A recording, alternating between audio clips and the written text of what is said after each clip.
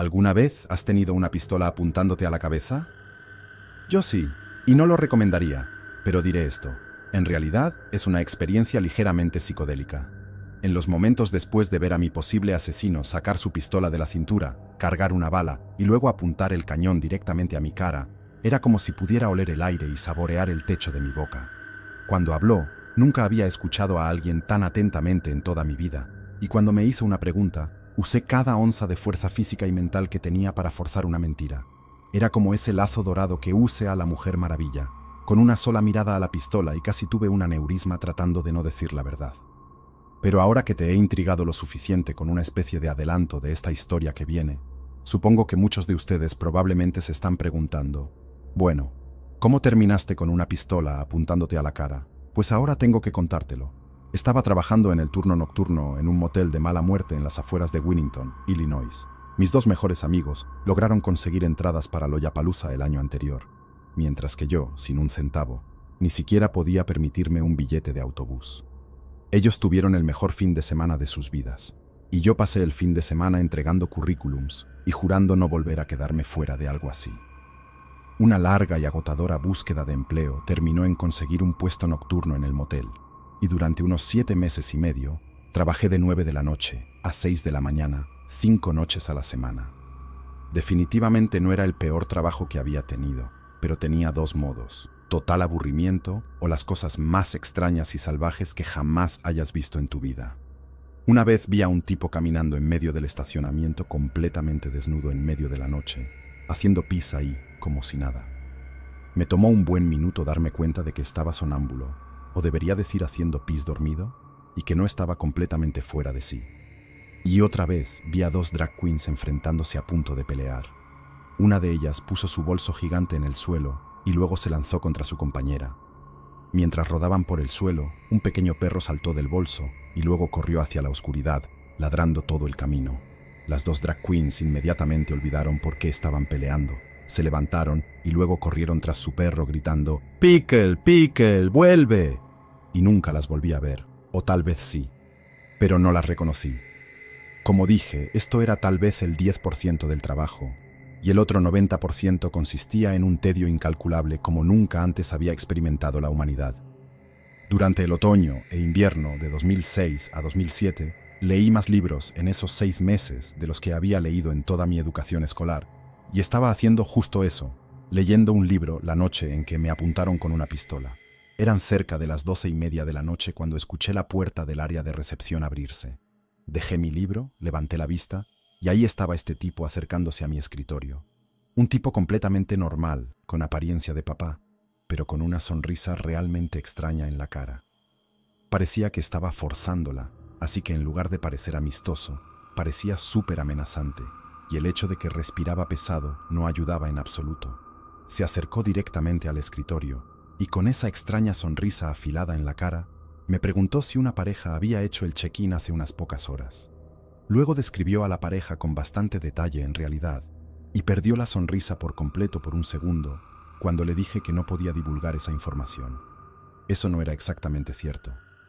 No tenía prohibido dar información, simplemente no me gustaba la vibra que me estaba dando el tipo, así que le dije que no. Luego comenzó a decirme que era una emergencia, que tenía que hablar con esas personas y que no podía contactarlas por teléfono por alguna razón, así que había conducido hasta aquí, bla, bla, bla. De nuevo le di una respuesta oficial y la disculpa más genuina que pude reunir. Porque, la verdad, él tenía razón. Una pareja había hecho el check-in hace unas pocas horas, una que coincidía exactamente con la descripción que me había dado. No había hecho las cuentas todavía, pero estaba lo suficientemente preocupado como para no decirle la verdad. Luego me preguntó una vez más, diciendo, «Te lo estoy pidiendo amablemente». Cuando me negué de nuevo, fue cuando sacó la pistola. Sabía con certeza que si le decía en qué habitación estaba la pareja, iba a ir allí, entrar de alguna manera y dispararles a los dos. Tenía que mentirle, pero si le daba el número de una habitación ocupada y comenzaba a disparar indiscriminadamente por la ventana, tendría su sangre en mis manos por el resto de mi maldita vida. Así que mientras el tipo literalmente contaba regresivamente desde 10, diciéndome cómo iba a volarme los malditos sesos si no le decía en qué habitación estaba su maldita esposa, Tenía que tratar de recordar qué habitaciones estaban vacías. Y esto todo, mientras sentía una abrumadora necesidad de simplemente decirle la verdad para salvar mi trasero, así como los traseros de cualquiera que no estuviera involucrado en lo que supongo es un caso explosivo de infidelidad marital. Obviamente estaba rompiéndome el cerebro, dudando de mí mismo, pensando que estaba 99% seguro de que la 17 estaba vacía, pero si me equivocaba, estaba muerto. Y justo cuando llegó al 3 en su cuenta regresiva de estilo de ejecución lenta, me comprometí. Le dije que la habitación 17, que ahí estaban, solo que por favor no me matara.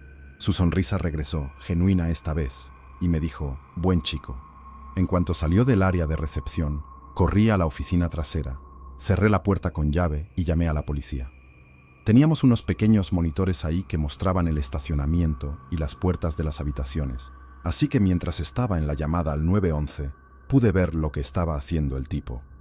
Caminó directamente a la habitación 17 y comenzó a golpear la puerta y a gritar. Rezaba para que no se encendiera la luz, porque la primera persona que abriera la puerta probablemente recibiría una bala, pero luego no se encendió y nadie abrió la puerta, porque de alguna manera logré elegir una habitación vacía y así ganarnos algo de tiempo. Al menos pensé que nos ganaría algo de tiempo, cuando en realidad solo nos ganó unos 10 segundos. Cuando el hombre de la sonrisa afilada se dio cuenta de que no había nadie en la habitación 17, el tipo comenzó a caminar de un lado a otro en el estacionamiento y no podía escuchar exactamente lo que estaba diciendo, pero desde la oficina podía oírlo despotricando y delirando, y luego, ¡bum!, disparó un tiro al aire, tal vez para hacer un punto o algo así, pero eso fue lo que despertó a mi jefe. Era el hombre que dormía más profundamente que jamás conocí en mi vida. ¿Recuerdas esa pelea de drag queens que te conté? Durmió durante todo eso. Pensé que saldría en su ropa interior, con su cabello blanco todo alborotado, gritando algo, pero no lo hizo. Durmió durante todo. Sin embargo, cuando escuchó ese disparo, respondió con movimiento en la habitación de arriba, la habitación donde dormía mi jefe. Escuché sus pasos moviéndose también, alejándose de su cama hacia la puerta que daba al estacionamiento, y estaba casi 100% seguro de que estaba a punto de que le dispararan. También pasó que el tipo había comenzado a caminar de regreso hacia el área de recepción, lo que naturalmente me asustó muchísimo porque supuse que quería regresar y castigarme por mentirle. Estoy encerrado en la oficina y es solo una puerta delgada. Hay solo una pequeña ventana que puedo usar para salir si subo lo suficientemente alto, y eso es lo que estaba haciendo cuando escuché el segundo gran estruendo. Solo que esta vez, el estruendo fue seguido por un tipo diferente de gritos provenientes del estacionamiento. Definitivamente, era el mismo tipo que me apuntó con la pistola, pero no estaba gritando de ira. Estaba gritando de lo que sonaba como mucho dolor. Mi jefe había salido de su habitación de arriba, vio al tipo caminando hacia la oficina con esa pistola en la mano y apretó el gatillo primero.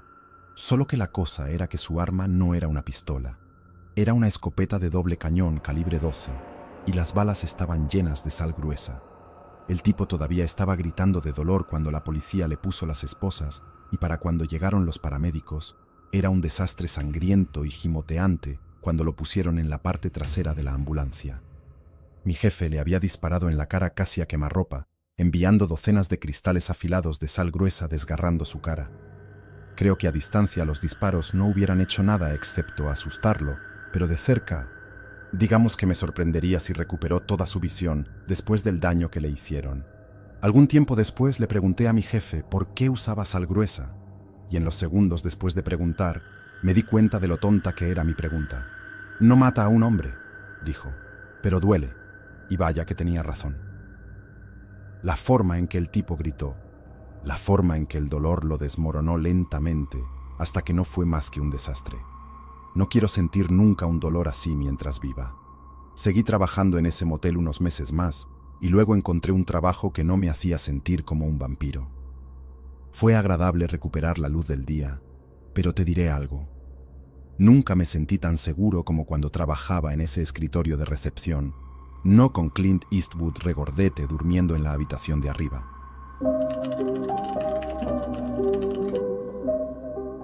El día que escapé de mi violento exnovio, terminé en un pequeño motel en el condado de Cooper, Missouri. Había estado preparándome durante bastante tiempo, ahorrando unos cuantos dólares aquí y allá. Luego, un día, cuando tenía suficiente dinero y sabía que estaría fuera todo el día, empaqué mis cosas, tomé un taxi hasta una empresa de alquiler de autos y luego me largué de San Luis. Había pasado del punto en que pensaba que algún día podría matarme al punto en que creía que realmente se estaba preparando para hacerlo. Decía todo tipo de cosas, pero sabía que en el fondo me odiaba. Casi todo lo que hacía, incluso algunas cosas que parecían amables en la superficie, eran solo maneras de menospreciarme y mantenerme sometida. Pero al mismo tiempo, sabía que nunca me dejaría ir. No del todo. Era celoso de todo. Sin duda el hombre más amargado que he tenido la desgracia de conocer, y después de golpearme la cabeza contra el refrigerador un día, decidí que ya era suficiente. Llamé a mi mamá, le supliqué que me dejara quedarme en su casa, y a pesar de años de hacer todo lo posible por alejarla, ella dijo que sí. Después de eso, solo tenía que esperar el día, y luego, adiós, me puse en camino. Lloré casi todo el viaje, y después de no haber dormido en toda la noche anterior, creo que estuve en la carretera un total de 3 a 4 horas antes de empezar a sentirme demasiado mal para conducir. Lo último que quería era destrozar el coche y terminar en el hospital en lugar de en la casa de mi madre, porque si lo hacía, sería mi ex quien se enteraría primero. Me detuve en el primer motel que vi, estacioné el coche, alquilé una habitación y tomé una larga ducha caliente para lavar el sudor nervioso que se había empapado en la ropa que llevaba puesta. Desearía estar bromeando con eso, por cierto, era realmente asqueroso. Después de la ducha, todavía estaba un poco nerviosa, así que desempaqué algunas cosas como el cargador de mi teléfono, un paquete de aspirinas, cosas así. Mientras buscaba en uno de los pequeños bolsillos laterales de mi maleta, sentí algo extraño. Al principio pensé que podría haber sido una de las fichas de sobriedad de mi ex, un esfuerzo que había abandonado mucho antes de mi intento de escapar. Pero cuando lo saqué y reconocí lo que era, casi lo dejé caer del miedo que sentí. Era un AirTag, uno de esos pequeños dispositivos que te ayudan a encontrar llaves perdidas o una cartera perdida. Mi ex lo había deslizado en mi equipaje. Tiré todas mis cosas en la maleta, me puse algo de ropa mientras mi cabello aún estaba mojado y corrí hacia el coche de alquiler después de dejar el AirTag en la mesita de noche. Lo hice en cuestión de minutos. Hice eso porque muy poco tiempo después de volver a la carretera, mi ex comenzó a inundar mi teléfono con llamadas y mensajes. No diré nada de lo que decía, pero puedes apostar que eran algunas de las cosas más viles que jamás había escuchado decir o visto escribir a alguien, y mucho menos a mí. Estaban llenos de frenesí, pero había un hilo conductor en todos ellos. Cuando me encontrara, me iba a matar, y estaba seguro de ello. Sabía dónde estaba y venía a buscarme. Solo había un problema. Ya no estaba en ese motel, ¿verdad? Verás. Una de las maneras más insidiosas en que mi ex ejercía control era convenciéndome de que necesitaba renovar mi licencia. Si necesitaba ir a algún lugar, él me llevaba o podía tomar un Uber en las raras ocasiones en que salía sin él. Durante mucho tiempo, esa fue mi configuración. No tenía libertad, ni autoestima, y ninguna idea de cómo iba a salir del profundo agujero en el que me había metido. Mi ex asumió que debía haber conseguido un aventón o un Uber hasta el motel, pero no se detuvo a considerar que ya había implementado una piedra angular de mi plan de escape cuando se trataba de renovar mi licencia. Mi ex pensó que no había manera de que lo hiciera sin que él lo supiera, ya que toda la documentación y la licencia misma serían entregadas en el apartamento. Pero como prácticamente me veía obligada a trabajar a tiempo parcial para poder cubrir los gastos, gracias a Dios por el aumento de los precios de la gasolina y los alimentos, supongo, podía hacer que toda la documentación se enviara a mi lugar de trabajo. Los salarios a tiempo parcial también significaban que podía pagar las tarifas yo misma, lo que no alertaría a mi ex al pedirle dinero. La regla era que podía pedir dinero cuando quisiera, pero cuánto obtenía dependía completamente de cuánto pensara mi ex que necesitaba. Cuando todos los precios subieron, tener mi propio dinero era como un mal necesario para él. No le gustaba, pero no podía permitirse pagar todas mis cosas, así que tenía que hacerlo. Y antes de que alguien diga que era ingrata, puedo asegurarles que su falsa generosidad no era más que otro intento de ejercer control. Pero con el dinero para pagar las tarifas y otras cosas que necesitaba en el camino, el dinero del motel siendo una de ellas, estaba lista para irme, así que fui a alquilar un coche. En la cabeza de mi ex no había nada que pudiera hacer excepto esperar que un Uber llegara antes que él o huir al campo circundante, lo cual era una muy mala opción considerando que estábamos a mediados de enero. Pensó que me tenía acorralada y estaba tan contento con la idea que se podía leer en sus mensajes de texto. No los estaba abriendo mientras conducía en ese momento, pero casi todos los mensajes comenzaban con L o lama o jaja. En realidad, me alegra haber estado ocupada en ese momento porque habría sido muy difícil resistir la tentación de enviarle un mensaje de texto diciendo algo como «No estoy allí, psicópata de mierda, pero tu AirTag sí». Sé que era mucho mejor no decir nada, dejar que llegara al motel y se diera cuenta de que su idea de rastreador furtivo no había sido tan furtiva como él pensaba. He estado mucho mejor desde que escapé de esa relación más que tóxica, pero en todo este tiempo nunca he experimentado algo tan singularmente aterrador como sacar un AirTag y darme cuenta de que estaba siendo rastreada por un hombre que quería mi sangre. Y honestamente, espero nunca volver a sentir ese tipo de terror en mi vida.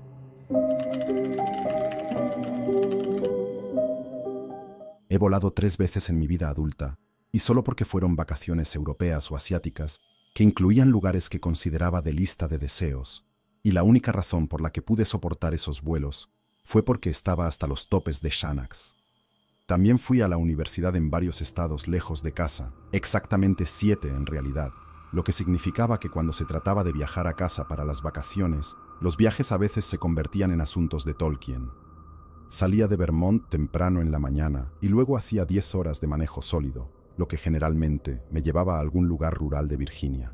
Dependiendo de cuán cansado estuviera, elegía el motel menos desagradable que pudiera encontrar, preferiblemente en algún lugar con un Hardee's cerca, y descansaba allí por la noche antes de volver a la carretera por la mañana.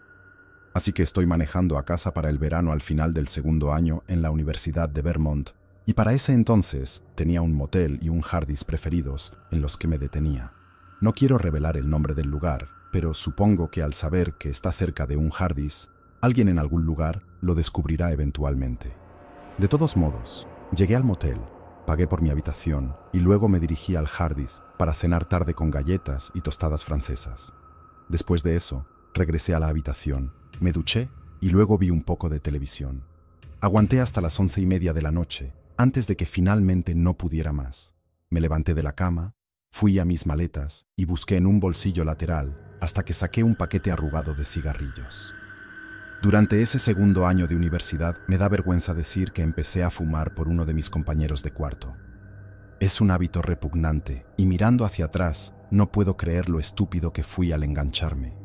Dado que mis padres habrían perdido la cabeza si alguna vez se enteraban, decidí dejarlo antes de ir a casa, para no tener la tentación de fumar durante todo el verano. Bueno, resulta que no era tan bueno en el proceso de dejarlo, y para cuando me registré en el motel, todavía tenía estos antojos horribles de nicotina justo antes de dormir. Traté de resistir la tentación, pero dado que tenía un largo viaje por delante por la mañana, decidí que no era momento para una noche sudorosa e insomne, así que agarré el paquete arrugado de cigarrillos, saqué mi encendedor y luego salí al pasillo para darme un gusto nocturno. Recuerdo haber pensado para mí mismo mientras la dulce nicotina se lavaba por mi torrente sanguíneo. Realmente voy a arrepentirme de no haber dejado de fumar antes, ¿verdad? En retrospectiva, el pensamiento parece casi profético. El motel tenía esta forma clásica de paréntesis cuadrado, como una U con ángulos rectos en lugar de curvas. Mi habitación estaba en una de las salas con vista al estacionamiento en forma de rectángulo. Mientras me apoyaba en la barandilla y fumaba, vi un coche entrar en el estacionamiento. Un hombre mayor se bajó de lo que creo que era un Toyota Camry de color claro y comenzó a buscar en su bolsillo la llave de su habitación de motel. Justo cuando llegó a su habitación, en la planta baja, vi un destello de movimiento en la oscuridad de mi visión periférica y en un instante, estas dos personas, un hombre y una mujer, se apresuraron hacia el hombre mayor mientras abría su puerta. Después de lo que parecía ser una breve y contenida confrontación, el trío desapareció en la habitación del motel. No estoy diciendo que posea un nivel de intuición situacional tipo Jack Reacher, pero algo en la interacción me pareció extremadamente extraño. Por un lado, la pareja más joven podría haber estado esperándolo, tal vez durante horas, y estaban enojados cuando el abuelo o el tío, o quien fuera, finalmente apareció para dejarlos entrar en la habitación del motel. Pero, por otro lado, Había algo muy sospechoso en la forma en que la pareja más joven parecía apresurarse hacia el hombre mayor, cómo saltó de miedo cuando se volvió para mirarlos y cómo lo empujaron suavemente hacia la habitación primero, echaron un vistazo alrededor y luego cerraron la puerta detrás de ellos. Ya estaba en las últimas caladas de mi cigarrillo de todos modos, así que lo apagué, caminé de regreso a la habitación para tirarlo por el inodoro. Luego agarré mi teléfono y volví al pasillo. No pensé que mi primera llamada debería ser a la policía de inmediato. Quiero decir, no estaba 100% seguro de lo que había visto.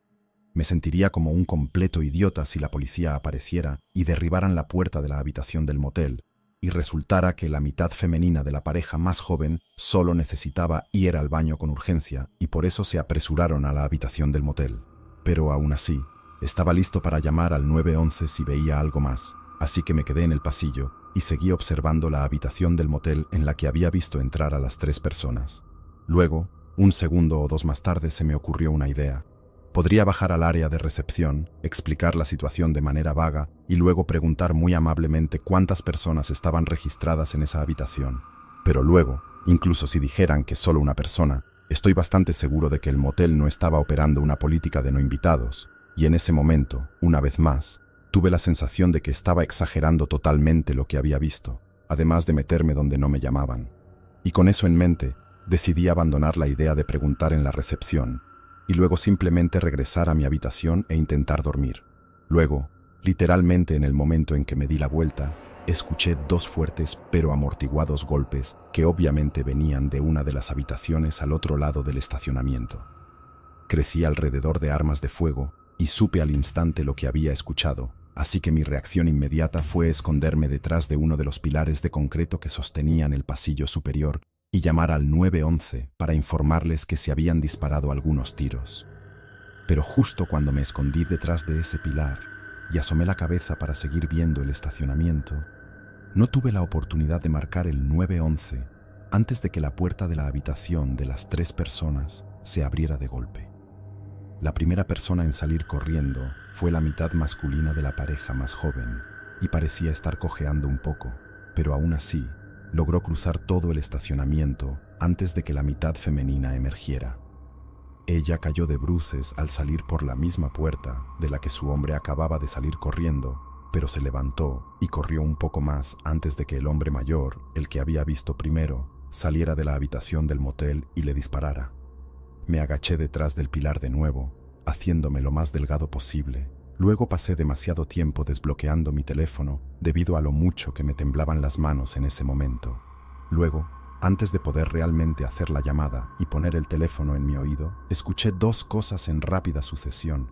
La primera fue la voz de lo que supuse que era la mujer herida. Gritó: «Por favor, no me mates, estoy embarazada». Intentó decir algo más, pero fue interrumpida por la segunda cosa que escuché, y esa segunda cosa fue el disparo que la mató. Probablemente fue el sonido más fuerte que había escuchado, no porque fuera una pistola de gran calibre disparada a unos 30 o 40 metros de distancia, sino por lo que se dijo antes. El hombre mayor la escuchó decir eso y ni siquiera dudó. Claro, puedo ver que podría ser una mentira diseñada para ganar simpatía de alguien que creía que era tan inofensivo como un anciano, pero que él no dudara en disparar, así fue realmente espantoso. No fue como si él no le creyera tampoco. No se detuvo a preguntar realmente, ni le dijo que no parecía embarazada. Sé que algunas mujeres pueden estar bien adentradas en su tercer trimestre antes de que realmente empiecen a mostrar, pero mi punto es que parecía que él sí le creyó, pero simplemente no le importó. Todavía estaba temblando por lo que acababa de suceder cuando me di cuenta de que ni siquiera había marcado el 911 todavía. El número solo estaba flotando allí en mi pantalla, pero tampoco quería que el tipo me oyera denunciándolo a la policía, por si decidía subir y deshacerse de cualquier testigo. Así que marqué. Corrí de vuelta a mi habitación antes de cerrar la puerta de golpe detrás de mí y me deslicé bajo la cama justo a tiempo para escuchar a la operadora decir por segunda vez: 911, ¿cuál es su emergencia? Es cierto lo que dicen sobre el tiempo ralentizándose en esas situaciones. Lidié con la llamada al 911, me quedé en la línea con la operadora, pero vi los minutos literalmente arrastrarse mientras esperaba que la policía llegara. Me preocupaba que estallara un tiroteo y no vi exactamente cómo terminó el tipo. pero debió rendirse pacíficamente porque vi a los policías llevándolo al coche y estaba completamente silencioso y cooperativo. Luego cometí el error de mirar el cuerpo de la mujer a la que había disparado. Le había disparado justo en la cara, entre los ojos, probablemente porque solo había un gran agujero donde debería estar la mayor parte de su cara, y su cabeza estaba inclinada en un ángulo, probablemente porque no quedaba parte trasera del cráneo para sostenerla. La cosa es que no parecía real, parecía un prop de película, y no sé si eso fue porque realmente se veía así o era solo la forma en que mi cerebro me disociaba de lo que realmente estaba viendo. Pero fue como dije, simplemente no parecía real. No hasta que llegaron los paramédicos y pusieron una sábana blanca sobre ella. No hacen eso con props de película, no cuando no hay cámaras alrededor. Han pasado casi 15 años desde que vi a esa mujer ser asesinada, y quiero decir asesinada también, porque por mucho que crea en la segunda enmienda y en el derecho de una persona a defenderse, lo que sucedió no fue defensa propia. Tal vez el primer disparo lo fue, el que asustó a la mitad masculina de la pareja más joven, pero perseguir a esa chica al estacionamiento mientras ella huía, ya no representando una amenaza para él, eso constituye asesinato si me preguntas. Y luego, ignorar por completo los ruegos de la chica, ni siquiera dudar antes de ejecutarla. No creo que alguna vez vuelva a presenciar algo tan frío y despiadado como eso en toda mi vida, lo cual, si acaso, será una gran bendición.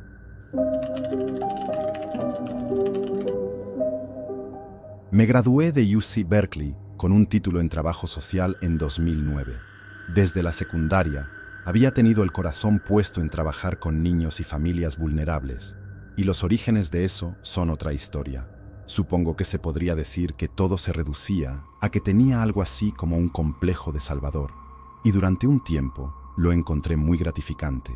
Solo hay una cosa que no te dicen sobre el trabajo social, y es cómo llegas a odiar a algunas de las mismas personas a las que estás encargado de asistir.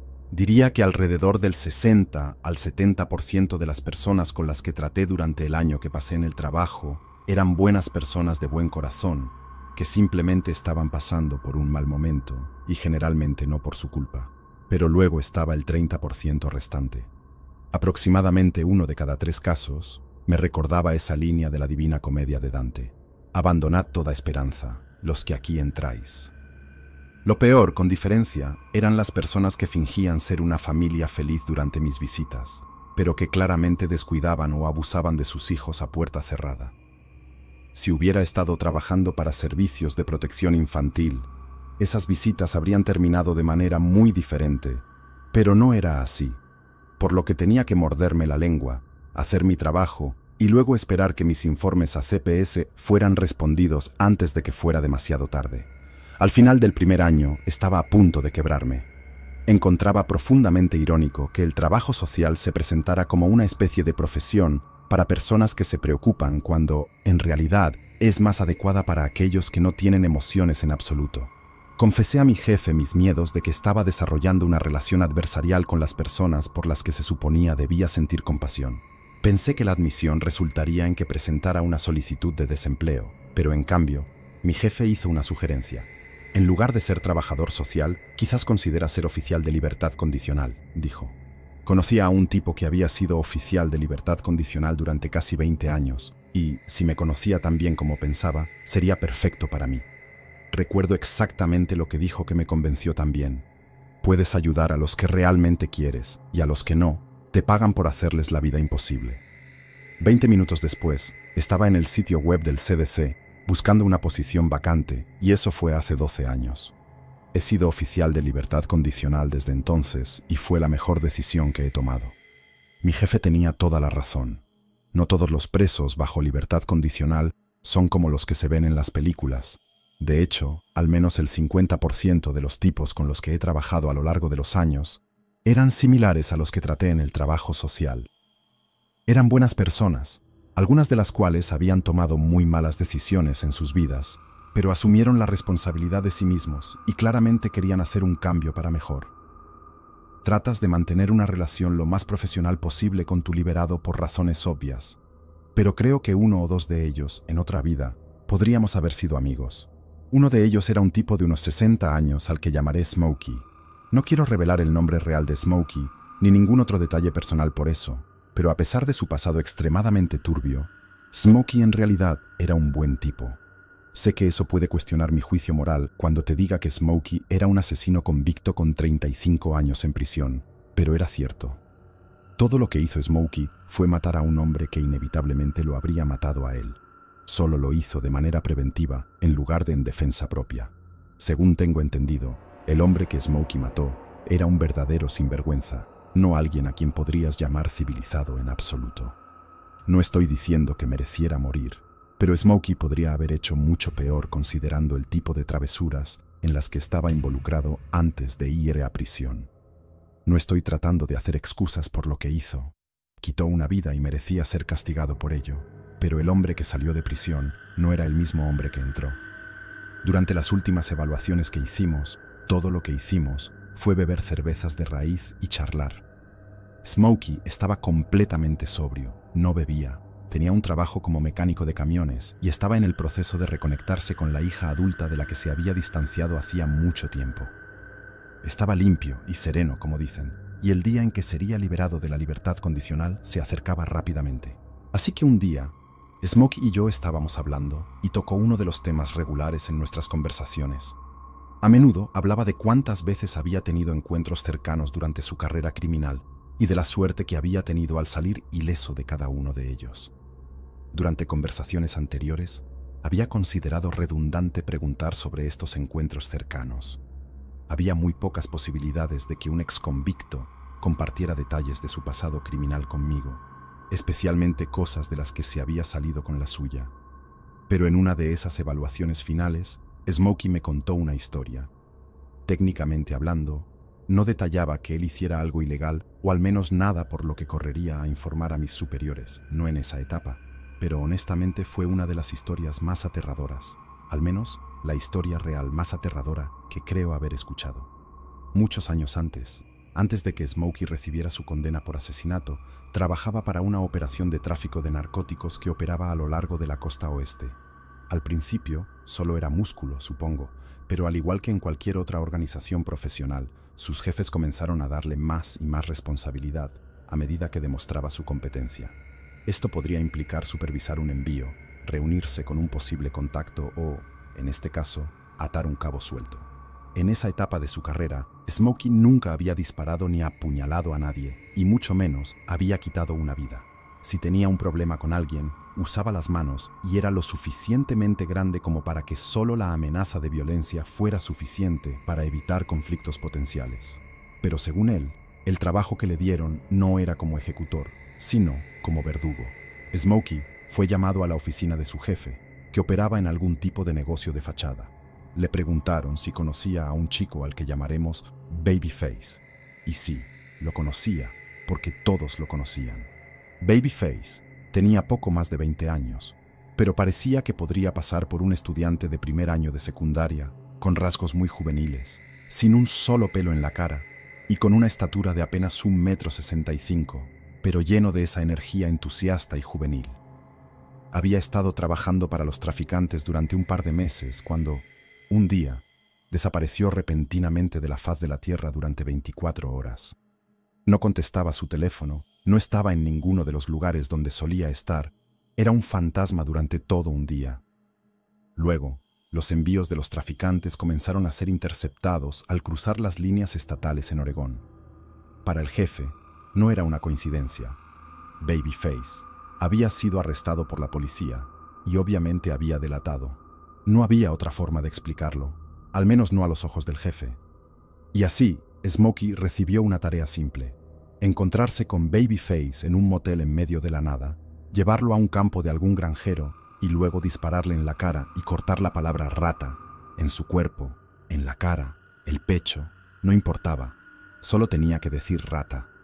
Como dije, Smokey nunca había eliminado a nadie antes, por lo que la idea de que su primera víctima fuera este idiota de buen corazón que había cometido un pequeño error, bueno, digamos que no era lo ideal.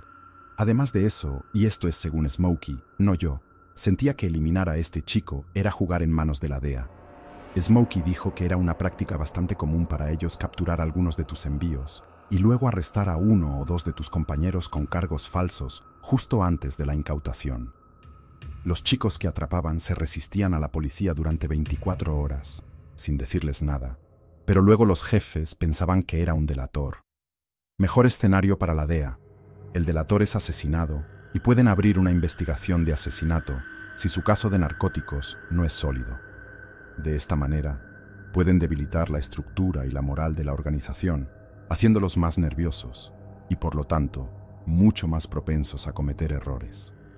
Smokey pensaba que podría ser la misma táctica utilizada contra ellos, pero también sabía que si se negaba a eliminar a Babyface, sería él quien recibiría una bala en la parte trasera del motel. Así que hizo lo único que podía hacer en esa situación. Dijo que haría el trabajo y luego esperó más instrucciones. Finalmente, llegó el día. Smokey recibió una llamada temprano en la mañana diciéndole que condujera hasta un motel que estaba cerca del Valle de la Muerte, lo cual, ahora que lo pienso, es un lugar tan simbólicamente caricaturesco para realizar una ejecución que casi resulta risible. Le dijeron que la reserva estaba a nombre de una cierta persona, la cual usó para obtener la llave de su habitación, y luego esperó durante las próximas 3 horas hasta que Babyface finalmente apareció. Los jefes le habían dicho que estaban impresionados de que no se hubiera quebrado bajo la presión policial, y dado que se había demostrado como un buen soldado, tenían una misión súper secreta para él, que implicaba registros bajo nombres falsos en el campo. Smokey siguió la corriente y le dijo que se subiera a su coche, explicando cómo iban a conducir hasta el medio de la nada para recoger un paquete. Babyface se subió al coche, sin sospechar nada, y se fueron. Smokey encontró un camino secundario, condujo todo el camino y luego llevó a Babyface al bosque con una pala. Estaban a unos 100 metros cuando Babyface se dio cuenta de lo que realmente estaba sucediendo. Smokey tuvo la buena idea de ser el que llevaba la pala, pero tan pronto como Babyface comenzó a suplicar por su vida, Smokey soltó la pala, sacó su pistola y la apuntó a Babyface. Este se echó a llorar, cayó de rodillas y ni siquiera intentó correr o pelear, y estaba gritando algo como: «Juro que no delaté, lo juro por Dios, por favor no me mates, haré cualquier cosa, te lo suplico, mi madre está enferma, no sé quién cuidará de ella si me voy, sé que me equivoqué, pero juro que no delaté, tienes que creerme», y todas esas cosas. Smokey dijo que fue la parte sobre su madre lo que más le conmovió, que las súplicas no hicieron nada. Le dijo que si le daba la dirección de su madre, se aseguraría de que ella recibiera dinero para medicamentos o una enfermera, lo que necesitara. Pero luego, en lugar de seguir suplicando por su vida, vio cómo los hombros de Babyface se hundieron como si se estuviera rindiendo. Babyface recitó una dirección, código postal y todo, y luego, incapaz de ver lo que venía, simplemente se dejó caer hacia adelante y aceptó su destino. No cambió su historia diciendo: «No, tengo que llevar los medicamentos yo mismo, no puedes matarme». Parecía creer legítimamente que su posible verdugo llevaría dinero a su madre. Se preocupaba más por la vida de ella que por la suya propia, y como dije, el pensamiento comenzó a afectar la ya vacilante determinación de Smokey. Smokey dijo que, después de unos segundos de sentir la pistola temblando en sus palmas, la bajó y le dijo al chico que se levantara. Nunca había visto a alguien tan asustado antes, y al principio este chico estaba tan consumido por el terror que apenas podía ponerse de pie. Smokey le dijo que abandonara la costa oeste y se fuera a algún lugar muy, muy lejano. Esta era su segunda oportunidad, y si alguna vez volvía a mostrar su rostro, mataría a su madre y luego a él. En ese momento, Babyface estalló en lágrimas nuevamente, solo que esta vez, lágrimas de alivio. Agradeció a Smokey una y otra vez, solo un lío de mocos y disculpas, y luego, después de una última orden de desaparecer, se fue al bosque, para no ser visto nunca más. Solo que, unos meses después, alguien sí vio a Babyface nuevamente, no vivo, pero lo vieron, y para Smokey, eso resultó ser un gran problema. Un día, Smokey fue llamado a una reunión con su jefe. No tenía idea de qué se trataba, y no tenía razón para creer que estaba en problemas ni nada, así que fue a ver qué quería su jefe. Llegó a su oficina y todo parecía normal, pero cuando entró, detectó una fuerte tensión en el aire. Su jefe estaba sentado detrás de su escritorio con una expresión muy seria en el rostro, no la usual. «Hey Smokey, ¿cómo te trata la vida?» Quiero decir, su jefe estaba furioso. No era tan inusual verlo así, pero lo que realmente hizo que los pelos de la nuca de Smokey se erizaran fue la presencia de otros dos hombres sentados alrededor de la habitación, detrás de donde Smokey se sentaría frente a su jefe. Esto fue una gran señal de advertencia para Smokey, ya que, en una ocasión, había sido él quien estaba sentado alrededor de la habitación, y la persona en el asiento caliente no estaba en una posición envidiable. Así que, nervioso como un gato en una sala llena de mecedoras, Smokey se sentó y enfrentó la música. Su jefe comenzó preguntándole si recordaba lo que sucedió el día que eliminó a Babyface. Smokey contó su historia, que era toda verdad excepto por un pequeño detalle. Cuando terminó, su jefe permaneció en silencio durante unos segundos, miró por encima del hombro de Smokey al tipo detrás de él y luego le pidió que lo contara de nuevo. El corazón de Smokey latía como un caballo en ese punto, pero hizo lo que le dijeron y contó la historia nuevamente, esta vez con tantos detalles como fuera posible, especialmente en la parte que no era cierta, es decir, matar a Babyface. Cuando terminó, hubo otro momento de silencio antes de que su jefe le preguntara, ¿lo desnudaste? Por supuesto, Smokey no había matado al chico, y mucho menos desnudado, así que dijo, no. El jefe entonces se cubrió el rostro con las manos, como si no fuera la respuesta que quería escuchar. Smokey entonces aprovechó la iniciativa y comenzó a preguntar si se suponía que debía hacerlo, diciendo que habría desnudado al chico si solo se lo hubieran dicho. Su jefe comenzó a asentir de manera comprensiva, diciéndole que se calmara, pero explicándole que tenían un pequeño problema en sus manos. Tenían información muy confiable de que Babyface no era un idiota medio adicto al metanfetamina que había delatado en lugar de enfrentarse a otro periodo en prisión, sino que era un policía encubierto. Smokey no tuvo una reacción falsa cuando escuchó eso, fue totalmente genuina y su jefe se lo tragó. Smokey dijo que en ese momento realmente deseó haber disparado a Babyface.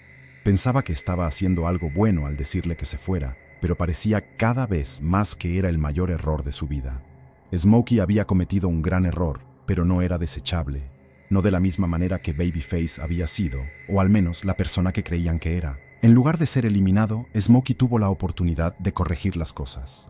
Su jefe estaba preocupado de que cuando Smokey disparó al tipo, lo enterró mientras llevaba algún tipo de dispositivo de rastreo, y cuando la policía se dio cuenta de que Babyface estaba muerto y no simplemente encubierto e inalcanzable, podrían encontrarlo en cuestión de horas.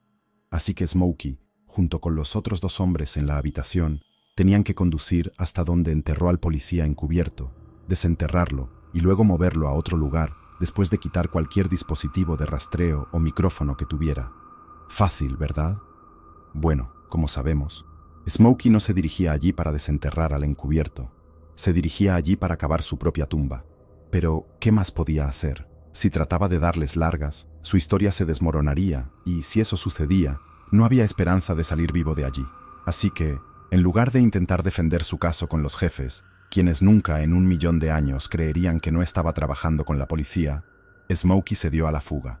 Unas semanas después, estaba en otro motel, muy lejos del norte de California, cuando notó a alguien vigilándolo desde el estacionamiento, alguien a quien reconoció. Dio una vuelta por la ciudad, solo para asegurarse de que lo estaban siguiendo, y luego condujo por un callejón, salió del coche con el motor aún en marcha y se escondió detrás de un contenedor de basura.